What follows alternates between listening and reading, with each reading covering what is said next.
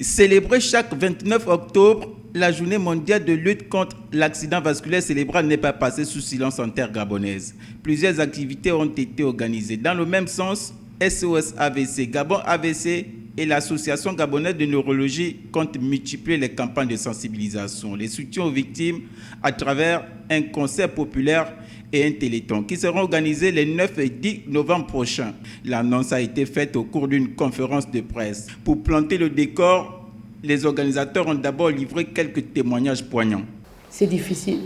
L'AVC que j'ai eu, c'est dur, mais c'est possible de s'en sortir. Mais il faut que ces malades-là, pour qui j'ai créé cette ONG, sachent qu'ils doivent avoir cette envie de vivre. Parce que quand Dieu te donne une chance, profites-en. Et tu te dis, même si je vais à kilomètre de pierre, mais c'est pas grave, cette douleur qui fait guérir. On ne sensibilise pas seulement que sur la connaissance d'accident vasculaire cérébral, on sensibilise également sur tous les facteurs de risque d'un accident vasculaire cérébral. Donc on va vers les populations et on sensibilise sur l'importance d'une alimentation saine. On sensibilise également sur l'importance du soutien psychologique, tant de la victime que du proche des parents. On sensibilise également sur la gestion du stress et des émotions.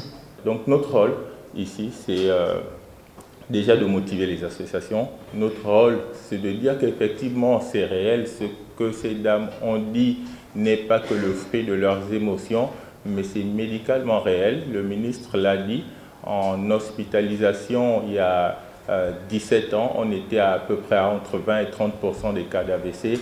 Et 17 ans plus tard, on est à quasiment 60% des cas d'AVC qui occupent le service de neurologie. Donc, selon certains chiffres, le taux de prévalence de cette tueuse silencieuse au Gabon est en pleine croissance. Et pour bien faire passer le message de sensibilisation, les organisateurs, en optant pour le concert et le téléthon, ont justifié leur choix. C'est un concert de sensibilisation. C'est-à-dire que les artistes, je sais qu'ils ont leurs belles chansons, mais en même temps, nous avons mis à contribution des artistes qui ont produit des chansons.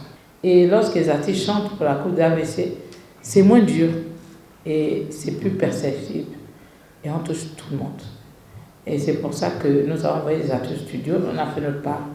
On a donné des facteurs de risque, on a donné ce qu'il fallait, des éléments de langage, pour nous produire de belles mélodies. Ça, c'est la première chose.